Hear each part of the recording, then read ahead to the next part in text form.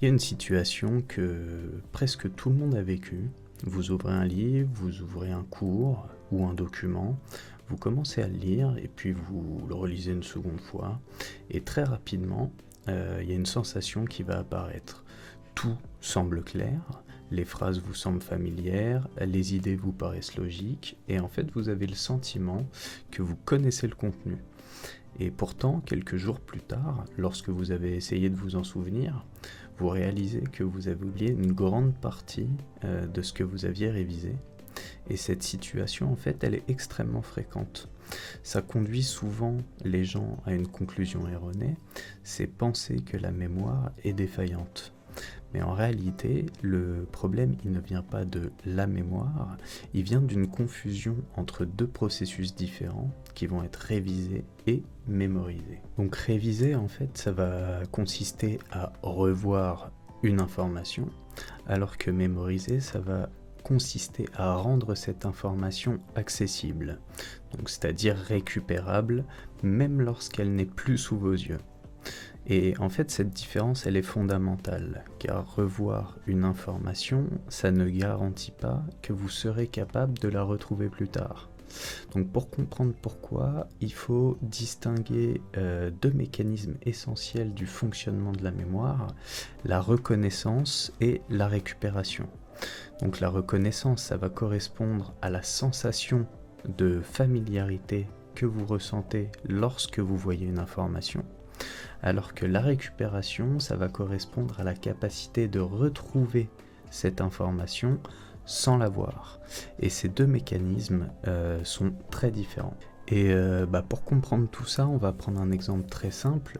Vous lisez une page, tout vous semble très clair, vous comprenez les idées, vous avez l'impression de les connaître, et en fait, même si vous fermez le document, que vous essayez de l'expliquer, vous remarquez une chose qui est étonnante en fait, c'est que certaines idées deviennent floues, certaines deviennent incomplètes, certaines deviennent impossibles à retrouver, puis vous rouvrez la page et en fait immédiatement tout redevient clair.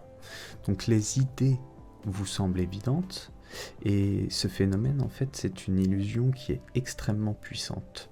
Lorsque vous voyez l'information, votre cerveau la reconnaît. Mais lorsque l'information disparaît, vous réalisez que vous n'étiez pas encore capable de la récupérer. Donc autrement dit, vous reconnaissiez l'information, mais vous ne l'aviez pas encore mémorisée. Donc en fait, cette distinction, elle est vraiment au cœur du fonctionnement de la mémoire. La reconnaissance, elle va donner une impression de connaissance, alors que la récupération, elle va refléter la connaissance réelle. Donc ce phénomène, il a été étudié pendant des décennies en fait en psychologie cognitive, notamment dans les travaux du chercheur Endel Tulving, qui a montré en fait que la reconnaissance et la récupération reposent sur des processus différents, et que la récupération est un indicateur qui est beaucoup plus fiable de la mémoire. Donc plus tard, on a aussi les recherches de Henry Rodiger et de Jeffrey Karpik qui ont démontré que les méthodes qui obligent à récupérer l'information produisent une mémorisation qui est beaucoup plus durable que celle qui repose uniquement sur la relecture. Et pour comprendre pourquoi, il va falloir observer donc ce qui se passe dans le cerveau. Et chaque information que vous apprenez, en fait, correspond à un réseau de connexion entre les neurones. Donc lorsque vous essayez de retrouver une information, vous activez ce réseau. Et cette activation renforce les connexions.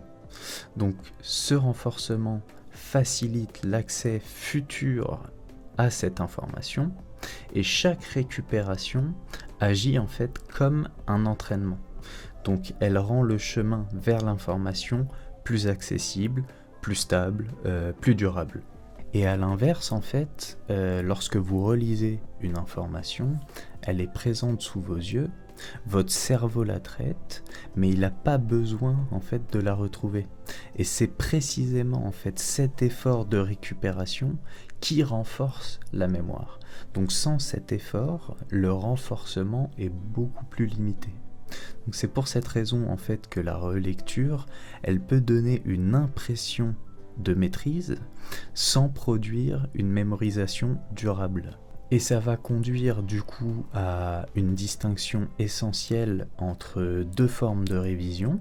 Donc la révision passive qui va consister à revoir l'information, la révision active qui va consister à essayer de la retrouver, la révision passive donc qui va produire principalement de la reconnaissance, alors que la révision active, elle, produit de la récupération. Donc c'est la récupération qui va renforcer cette mémoire. Et donc ce principe, il explique en fait pourquoi une méthode peut sembler efficace sur le moment, mais produire peu de résultats à long terme. Donc lorsque l'information est familière, le cerveau, il a l'impression de la reconnaître, mais la familiarité n'est pas la mémoire. La mémoire est la capacité d'accès. Donc la capacité à retrouver l'information lorsque vous en avez besoin. Et c'est le point qui change complètement la façon dont il faut comprendre l'apprentissage. La mémoire ne se développe pas simplement en voyant l'information, elle se développe lorsque le cerveau est obligé de la retrouver. Donc chaque récupération renforce la mémoire, chaque récupération rend l'information plus stable et chaque récupération améliore la capacité à y accéder. Et du coup, ce principe, aujourd'hui, c'est l'un des fondements les plus solides de la science de la mémoire.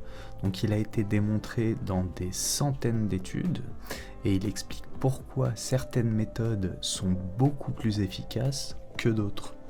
Non pas parce qu'elles exposent davantage à l'information, mais parce qu'elles entraînent le cerveau à la récupérer.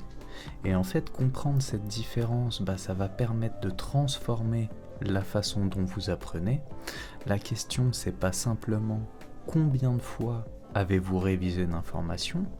La vraie question à se poser, c'est combien de fois avez-vous essayé de la retrouver. Car c'est dans cet effort en fait que la mémoire se construit. La mémoire ne se renforce pas lorsque vous voyez l'information, elle se renforce lorsque vous la retrouvez. Et comprendre ça en fait, ça va changer profondément votre façon d'apprendre. Ça va permettre de passer d'une révision qui est passive, qui donne en fait une illusion de maîtrise, à une révision beaucoup plus active qui va construire une mémoire durable. Et en fait, c'est souvent ce changement qui fait toute la différence. Donc non pas dans la quantité de temps passé à réviser, mais plutôt dans la qualité du travail réalisé par le cerveau. Donc la mémoire en fait c'est pas une question de capacité, ça va plutôt être une question de méthode. Et voilà, je vous remercie. Si cet épisode vous a permis de mieux comprendre comment fonctionne réellement la mémoire, vous pouvez vous abonner pour découvrir les prochains épisodes dans lesquels on va explorer concrètement comment mémoriser plus efficacement, comment entraîner durablement votre mémoire. Vous pouvez partager l'épisode ou laisser un petit commentaire. Je vous remercie et je vous dis à très bientôt.